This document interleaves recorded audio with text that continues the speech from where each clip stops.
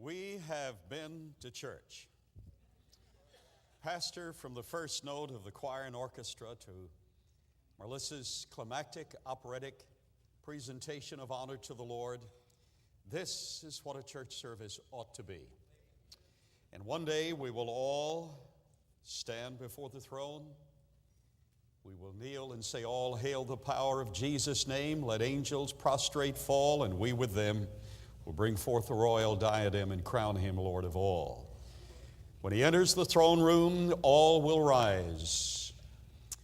And there will be a time when we will enjoy him forever.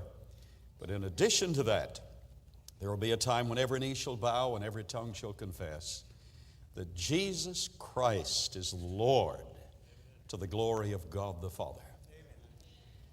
I came to tell you that you're not the product of evolution. You probably knew that. But I came to reinforce with evidence the fact that you're the product of the special creation of the God of the universe, the God of the Bible. In the beginning, God created the heavens and the earth. And the earth was without form and void, and darkness was upon the face of the deep, and the Spirit of God moved upon the face of the waters. And God said, "Let there be light."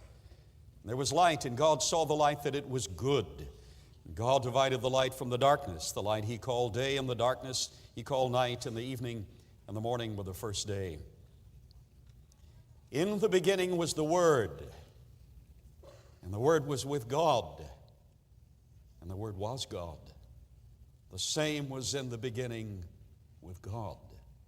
All things were made by him, and without him was not anything made that was made. In him was life, and the life was the light of men. God, who at sundry times and in divers manners spake in time past unto the fathers, hath in these climactic final days spoken unto us by his Son, the heir of all things, by whom he created the worlds. Thou art worthy, O Lord, to receive glory and honor and power. For thou hast created all things, and for thy pleasure they are and were created. When the choir began to sing this morning, "The mighty name of Jesus," I was ready. "Preacher," I said in my heart, they're singing about my God.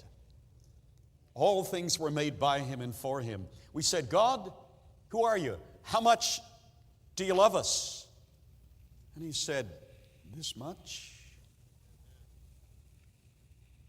And we nailed him to a cross. And we placed him in a cold, dark tomb. But that's not the end of the story. 72 hours later, he was found alive by his own power, and the grave is still empty. Jesus Christ is alive. I came to just give you a bit of evidence to reemphasize that he's the Lord of glory. And the least we can do is to submit ourselves a living sacrifice to him. I want you to know that I'm conscious of what you're thinking today. Every person in this audience is thinking four thoughts simultaneously.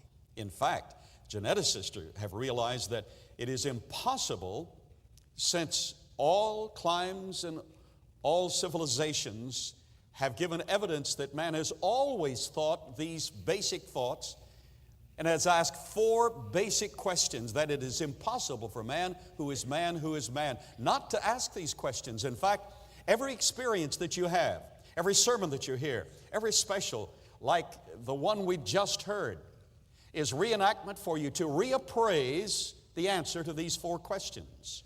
All men everywhere have asked these questions.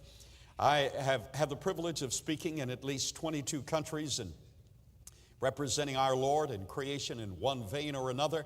And I remember stating that to a university audience on foreign soil, that at the major universities in the philosophy department at every major university, there are four questions they ask. And as I would give these four questions, the students and the professor would nod their heads. Pastor, I remember speaking to a group of individuals in Fiji, dark-skinned individuals, scantily clad, with histories in their own families of cannibalism. And as these men were seated on the logs and their ladies were standing behind them, that's their culture. The ladies were standing behind them, the palms waving, the blue Pacific. I felt impressed, like Dennis Swift said a moment ago, you just do what God nudges you to do.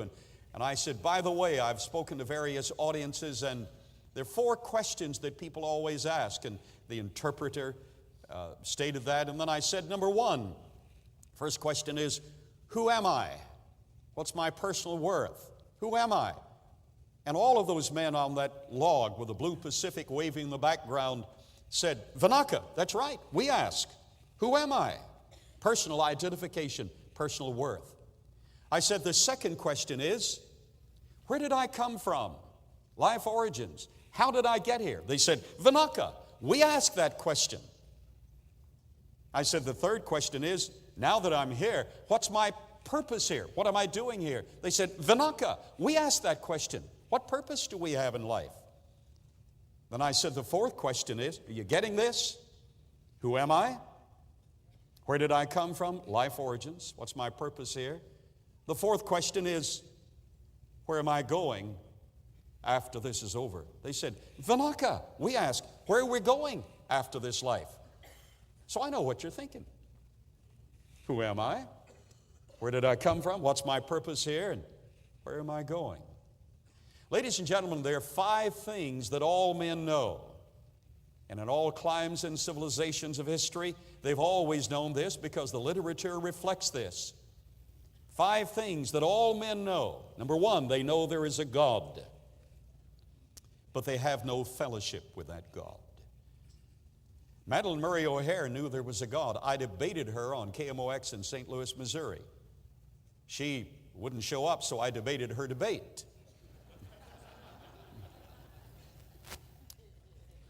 Who won? Well, I don't know who won, but I know who lost. She's a loser because she was on the side of errant, philosophic thought. She was not on the side of the truth. So Madeline Murray O'Hare knew there was a God. She knew John 3:16 as well as you know John 3:16. Altizer, the father of the God is dead movement, knew there was a God, and as a teenager he said, God, you leave me alone and I'll leave you alone. And God took him at his word. Ultimately to him, God was dead. God was not dead, but he was dead to a relationship with God. So his perspective was that God was dead because he had no sense of the presence of God. He had ruled him out of his life. Perspective is extremely important. Number 1, all men know there is a God, but they know they have no fellowship with that God. Number 2, all men know there is life after death, but they're not sure where it is. Number 3, all men know they have sinned, but they have no liberty from that sin. Number 4, all men know there's a judgment, and they have no hope in it. Number 5, all men know there is death, and they fear it. You know these things. I know these things. I came to give you some answers. One of the problems that the evolutionary community has is they refuse to adopt any philosophy that gives a final answer to anything. The very method of science is to always be learning. Well, we can always learn, but along the way we can nail down some facts. And I found the answer in an old book called the Bible. I went through there was a time, I was taught as a young man that the Bible was the Word of God, and I went through educational processes, and I came to a temporary conclusion that, well, now wait a minute. There are long ages of time, long history to the universe and planet Earth. I didn't know all the facts at that time. God said He created man literally on a specific day, but I've now learned that man has progressed through an evolutionary series. Of course, I was wrong. And I said to myself, I remember pondering this for a long period of time. And I said, wait a minute. If I came by evolution and God said that He created me, God lied to me, and I couldn't trust a God who would lie to me. So I adopted atheistic evolution. But I was the most miserable man on the face of the earth.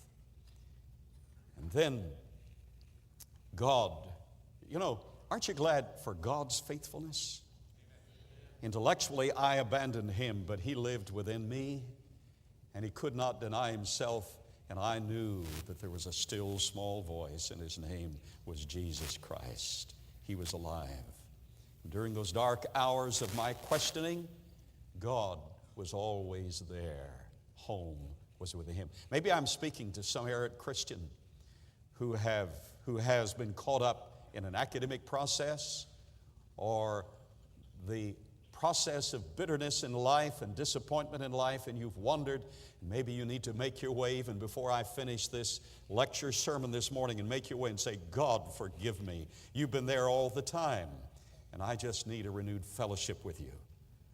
Then God led me through theistic evolution, and after acquiring more of information, came to what I want to give you today, some information that evolution will not work.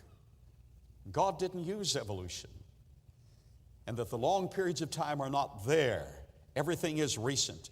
And finally, I returned home and have had the privilege of declaring to an entire generation, at least 6 million people each week, the fact that the Bible was right all along, and that there's a tremendous body of evidence supporting creation.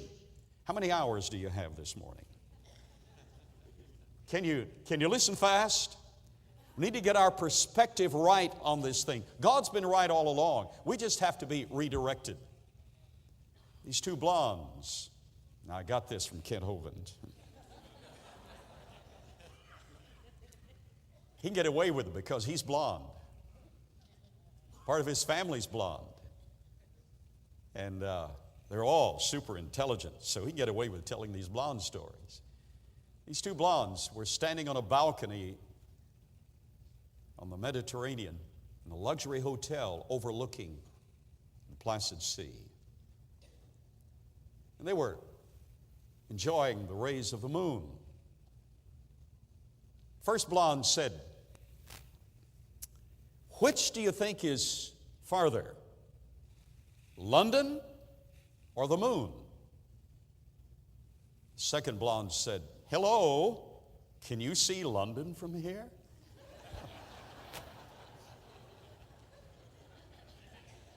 Well, their perspective wasn't quite right.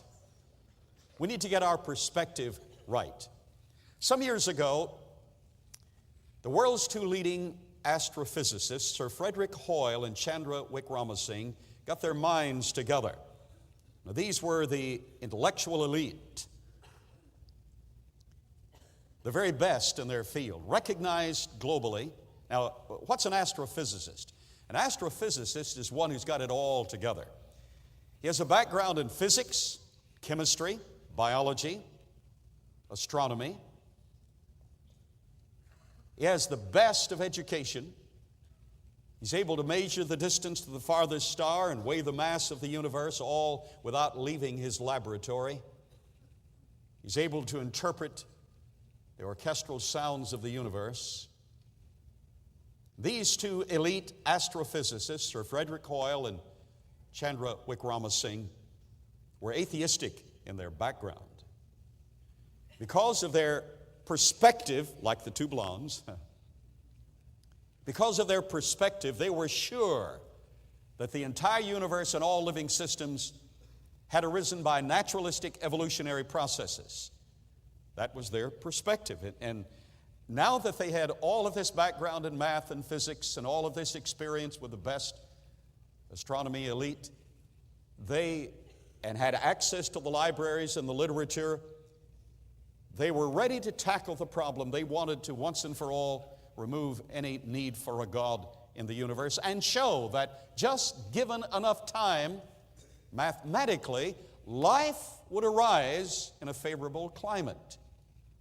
So after 10 years of access to the best literature and libraries and academia of the world, they published their results. Now, they were atheistic in their approach, and they began this search by saying, just given enough time, in a favorable context, life will arise spontaneously. And finally, they published in Nature magazine, and here's what they published. They said, to our surprise, we found that the chance of a single enzymatic protein, a protein with a specific purpose, a single enzymatic protein, the chance that a single enzymatic protein could arise naturalistically is one chance in 10 to the 40,000th power. Now, do we have a math professor here today? Do we have anyone who's ever studied math here today? If we had a math professor, and I'm sure there are math professors, you just don't want me to ask you a question you can't answer. I know, I wouldn't stand up if I were there. But if we had a math professor here would say, if I ask him, how big is that number, 10 to the 40,000th? He would say that it's light years beyond any chance of possibility. One chance in 10 to the 40,000th. Let me just give you a reference. Are you still awake? Boy, we've had a service. Don't go to sleep on me now. Let me just give you a reference as to how big that number is, or how small that one chance in that number is. The smallest unit of measurable material we know anything about in the universe is an electron. An electron is 1/2000th the mass of a proton. The smallest unit of measurable material we know anything about in the universe is an electron. Every atom has at least one electron. Most of the atoms have many more than one. How many electrons are they? Take our planet Earth, our solar system, our arm of Orion, our Milky Way galaxy. Take all 225 billion galaxies, each comprised of over 500 million stars. Are you getting all this? Put them all together. How many electrons are there in the universe? The technical literature, and this is in the book that you were holding in your hand. By the way, that's a gift to you, and I'll autograph it. My autograph and $1 will buy you a cup of coffee at McDonald's. That's a gift to you, Pastor, and I'll autograph if you want my autograph after service. In that book, I give the technical reference of that and a lot of other material and the things I'm going to give in the next 3.5 hours. I'm not going to get to the PowerPoint program, so I'm just going to shut it off because I want to get to you in the final moments. All right, back to what that number is. Take the entire universe, all 225 billion galaxies, each comprised of over 500 million stars. Put them all together. How many electrons do we have in the physical universe? The technical literature reports that we have 10 to the 80th power of electrons in the entire universe. But most of the universe is just space. Fill all space with electrons so that you can't cram one more electron in the entire universe. How many electrons would you have? 10 to the 135th power of electrons? How far beyond? That number is 10 to the 40,000th. It is light years. Anything beyond one chance in 10 to the 50th power has zero chance of occurring. Now, did you get all that? Now, those are electrons. Now, let me talk about living systems for a moment. Oh, by the way, back to Sir Frederick Hoyle and Chandra Wickramasinghe. They said, we now realize that it is scientifically impossible for even an enzymatic protein to have arisen by naturalistic evolution. They said, to illustrate how impossible it is, they said it would be easier for a whirlwind to sweep through a junkyard and assemble a Boeing 747 jet in flight out the other end than it would be for a single protein to have arisen by evolutionary processes. They said, it looks like something or someone, spelled with a capital S, has monkeyed with, and I like their choice of words, has monkeyed with the chemistry, the physics, and the biology of the universe. I know who has monkeyed with it. I know who did the tinkering, and I know when he did it, and his name was Jesus, by the way. Okay, now, if you got that with a single protein, did you get all that? Now, let me blow your mind, because it blows my mind just to think about this. Shut the PowerPoint off so they'll listen to me, okay? I've only got 15 minutes. You're going to have to listen fast. You have approximately, some more, some less, 100 trillion cells in your body. Those cells are specific. They do specific things. But in the nucleus of each one is the information programmed in all of them together. Now watch closely. In every cell in your body, 100 trillion of them, not only do you have the DNA, the deoxyribonucleic acid, you have the lysosomes, you have the RNA, protein synthesis factory, all of those things, but you've got 60,000 of these proteins, many of them enzymes that do specific things, in 100 different configurations, and every one of them is specific. Now, whoever did the tinkering had to put them all together at the same time, because if you take one of them, wait a while, put another one there, it won't work. They all have to be synergistically aligned at the same time, all functioning, or none of it will function. By the way, surrounding that nucleus in each cell of your body is what's called endoplasmic reticulum. I'm not cursing, preacher. Those are deacons in this church. Endoplasmic reticulum comes in two flavors, smooth and rough. And every protein, as it's synthesized in that cell, is processed through, you still awake? Processed through this ribbon-like endoplasmic reticulum. And as it's processed through there, it's given a zip code. A man received the Nobel Prize for learning that, and he should get the Nobel Prize. It's given a zip code so it knows where to go. Aren't you glad it knows where to go? Wouldn't you hate for proteins designed to form eyelashes ended up on your toenails? Or worse still, wouldn't you hate for proteins designed to produce toenails ended up on your eyelashes? Wouldn't that be terrible? They know where to go. It's absolutely incredible. Now, what's the chance? This is in the technical literature, and it's in the book at the back. The price just went up $89.95 for the book. No, I'm trying to. I don't get anything from those books. I'm trying to invest in your life. Still awake on me? Watch closely. In every cell, you have 100 trillion of those cells. In every cell of your body, you have these 60,000 proteins in 100 different configurations. They all have to be specific, in place, doing the right thing. In the technical literature, it's admitted. What's the chance that just in a single cell alone, and you've got 100 trillion of those cells, and each cell's different, in one cell alone, what's the chance that those 60,000 proteins in 100 different configurations could self-assemble, all functioning simultaneously? Hold to your pew. The chance is one chance in 10 to the 4,468,296 power. Did you get that? One chance in 10 to the 4,496,296 power. 248,296 power. That means that the odds that you were designed and created is 10 to the 4,446,296 power to 1. I like those odds. That means it is absolutely sure that you were designed and created.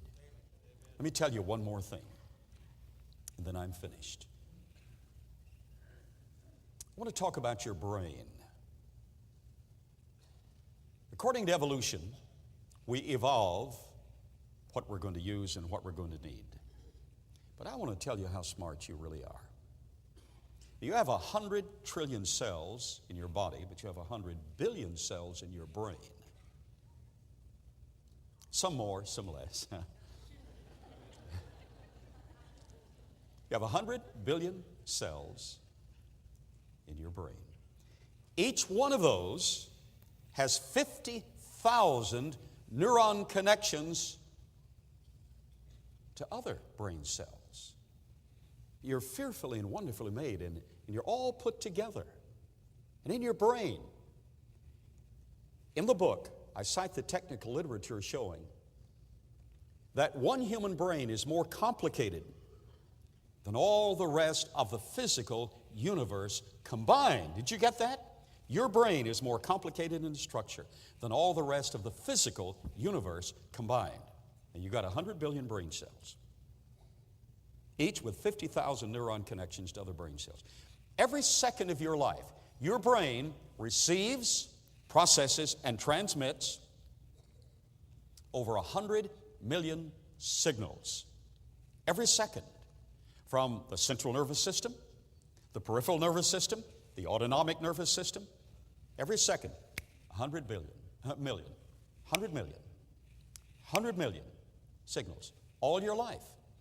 If you learn something new every second of your life and assimilated that with what you already know, and that happens automatically, by the way, you never forget anything. It's just the recall that's the problem. Now, you need these figures. If you can't write them down, you need the book. And I don't get any money on that book. Watch closely. If you learn something new every second of your life and assimilated that with what you already know, it would take you over 3 million years to use up your brain capacity. Now, if you got here by evolution, and you're only going to live about 98 or 115, why did you evolve a brain that could go on for 3 million years, learning something new every second? Something just is out of perspective. But by the way, you don't learn something new every second. In the course of 24 hours, we think approximately 10,000 concepts. The rest of the time, we're out to recess.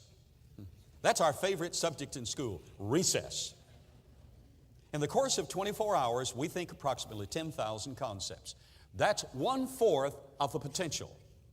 So, on a practical basis, now think with me and I'll finish in the next hour and 15 minutes. I'll finish. I got 8 minutes.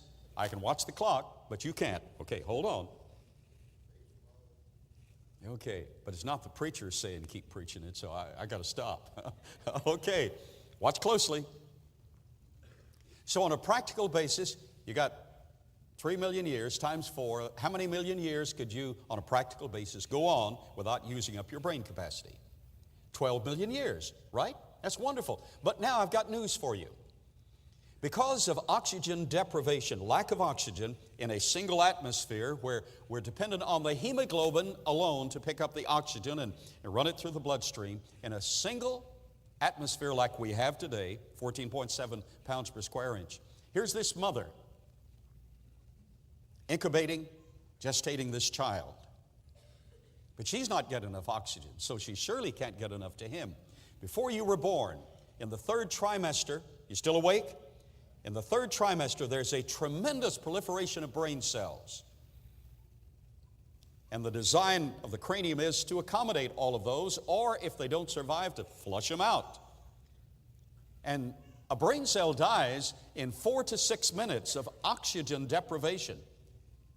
So here's this precious mother incubating, gestating this precious child, but not getting enough oxygen. So in the 3rd trimester, do you realize that you produce genetically 200 billion brain cells, but you lose half of them in the 3rd trimester in that tremendous proliferation of brain cells? How many knew you were playing with half a deck anyhow? Genetically, we produce 200 billion brain cells, but due to oxygen starvation, we ended up with only 100 billion brain cells. Yet, with 100 billion brain cells, if we have the right background, we can measure the distance to the farthest star, weigh the mass of the universe, interpret the signals of the orchestral concert throughout all of nature, all without leaving the office building, if we have the right training. You're capable of doing that. Wow, with 100 billion brain cells. But now, what if you had lived in the antediluvian world and the world before Noah's flood, where due to the smaller diameter of the earth, but with the same mass, we had twice our current atmospheric pressure. We know that from academic research. 16 times I've been under 2 atmospheres of pressure. What does it feel like? It feels wonderful. It feels like you belong. You never have to reach for a breath of air. It's already there. And amazingly, at Texas A&M, they found that if you double the atmospheric pressure, something magical happens. Well, no, it's not magic, it's design. The hemoglobin is saturated with 4 oxygen molecules. That's all it can take. But if you double the atmospheric pressure, the entire blood plasma becomes saturated with oxygen. I saw an open wound healed in 45 minutes. It was on the foot of my wife. 45 minutes to heal an open wound under 2 atmospheres of pressure with enriched oxygen. Wow. So what if you had been born prior to the flood? No wonder they didn't have computers. They didn't need them. They were computers. What if you were born with all 200 billion of your brain cells due to the appropriate supply of oxygen? You would be a super Einsteinian genius. Everybody was, but came to the point that beyond their capacity to think and love was their capacity to sin, and every imagination of the thoughts of their heart was only evil continually. So God, of course, wiped out that pre-flood world because, watch this, because the degrees of punishment in hell. Hell's a reality. If you live 800 or 900 years and learn to sin so violently that you can't do anything but sin, God in love makes it not possible for you to live so long. You follow what I'm saying? God's a merciful God. Now back to you, and let's wind this thing up. What if you had been born with all 200 billion brain cells?